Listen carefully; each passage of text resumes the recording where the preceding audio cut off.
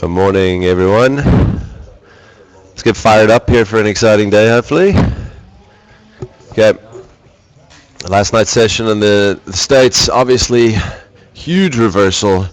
Started the day lower, obviously pushed down the initial part of the session and just kind of moved out to the right along flat line, everyone waiting to see what the Fed had to say. And they came with some really dovish comments, to say the least.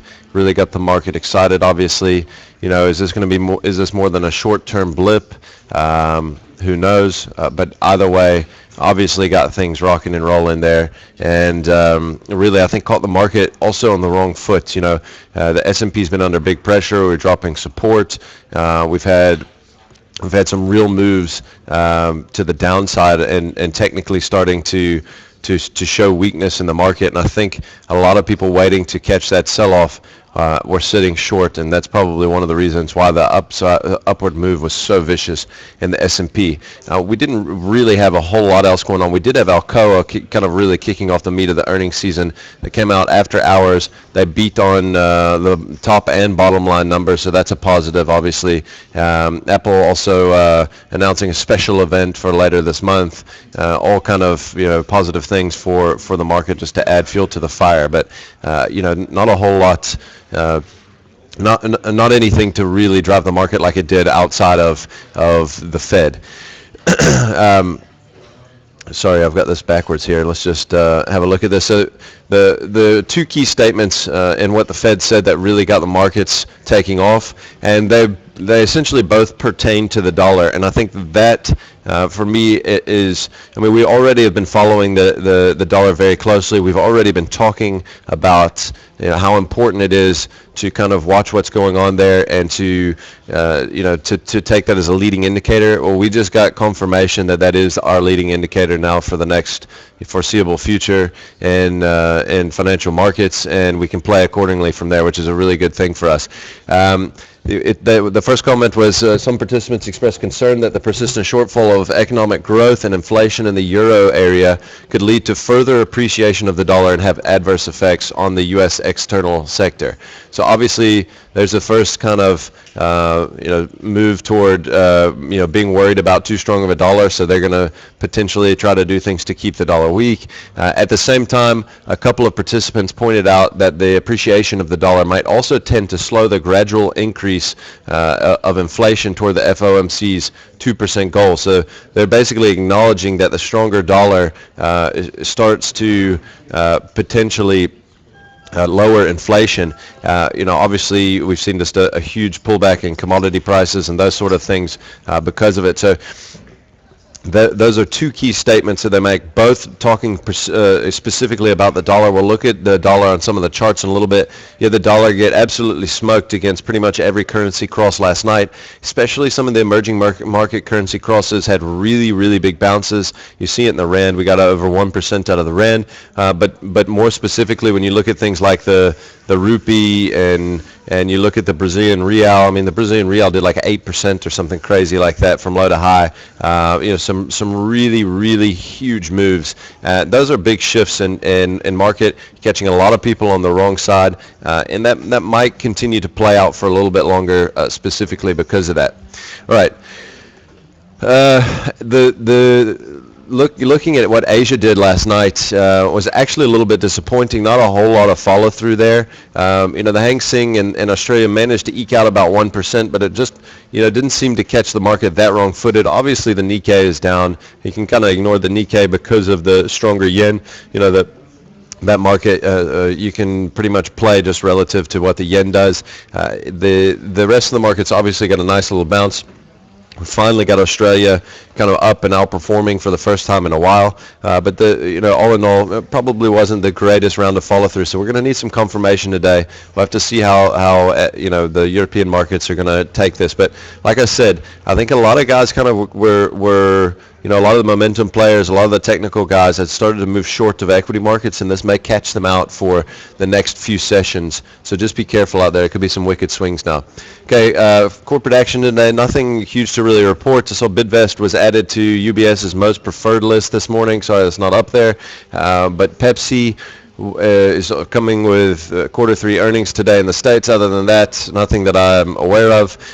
In terms of market data today, we've got we had Japanese machine orders and machine tool orders, better than expected on the machine orders, slightly worse than prior numbers on the machine tool orders. We had the German trade balance, which came in soft. German exports came in soft. We continue to see the exact same theme there. I think that's maybe one of the things that the States are also worried about, simply that what's going on right now in Europe, not only with the strength of the dollar relative to the euro, but it's also they're worried about Europe. So, and I think the market knows that and was making mention toward that. We had the French trade balance, which comes out in a few minutes. We've got the Bank of England bank rate. We've got manufacturing production here locally at 1 o'clock. And then later in the States, we've got initial jobless claims, continuing claims, and Bloomberg consumer comfort. All right, let's get on into the maps. So what I wanted to speak about this morning is, we talked about the dollar a second ago. We talked about how important that is. How important that's going to be going forward as we watch equity markets or just financial markets in general over the next couple of weeks. We're really going to see how, what the market, if the market believes that the Fed's going to actually do anything to adjust, to kind of counter dollar weakness, or if they're just kind of trying to jawbone the dollar a little bit weaker, to counter dollar strength, and they're just trying to potentially jawbone the dollar a little bit weaker. We're going to have to watch that real closely.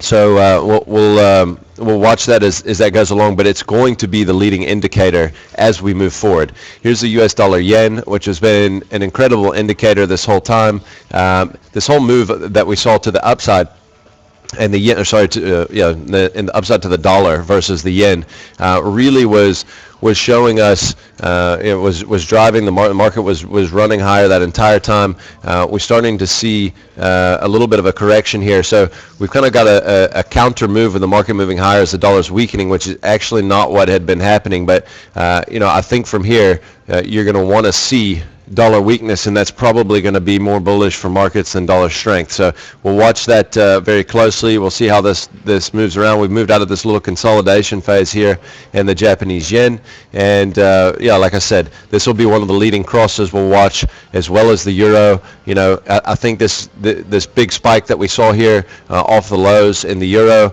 maybe marking a point. If we start to take that out, I think it could be a little bit bearish for equity markets. Okay, if we look at the German DAX, we can go into a 2-year to have a look at this.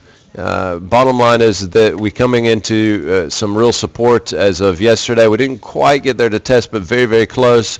Down around, call it 89.35 is, I think, major support in the DAX. If we drop that level, it is kind of a broad, ugly head and shoulder pattern potentially here. Either way, that level's key. If it drops that level, we're going lower. Doesn't matter if it actually is a proper head and shoulder or not. That's a very, very important level for us to watch in the German DAX. All right. Getting into some of the single stock stuff, let's look here at Telkom, which had a wicked rally over a few days, right into the same sort of level, more or less highs. Bounced from 50 all the way up to 62. Failed at that same sort of 62 number. Possibly could be marking a little bit of a double top. I'd like to see it give it another, a little bit more of a try here at 62. And if it potentially fails and takes out maybe the lows of yesterday, it might be a level to look to get short of Telkom back down toward the 50 Rand level. All right. If we look at RMI here, I'll shorten this up a little bit. We've got a little bit of a ugly head and shoulder here. Maybe let's take this down to 30-day and see if we can get a better. Anyway, a little bit of ugly head and shoulder here. A little bit of support being dropped out of RMI. And I think what's definitely kind of the the major level around 35. Probably only going to see a correction down to maybe the 33 level at the very least, come into support at 34, but probably going to test the target around 33 before you can look at doing anything there in RMI. If we look at Brait, we showed this one yesterday. We showed the head and shoulder. In fact, we showed it a few days before that when we came down and tested. I just wanted to show it again because we actually got confirmation yesterday. We closed reasonably off the lows, but definitely confirming our head and shoulder target. Looks like today we might get a test up to the breakdown point, which is at 71. If we test at 71 and fail there, it could possibly be an area to look to fade it off of. And then keeping it short this morning, the last one we're going to show is ShopRite, which really yesterday came right back down more or less close to these lows. It's actually our lowest close going all the way back to February of this year. And yeah, I mean, I think that this would level around 137, which we're only closed, roughly 50, 60 cents above. And I think this is actually around 36.50, this level, sorry. The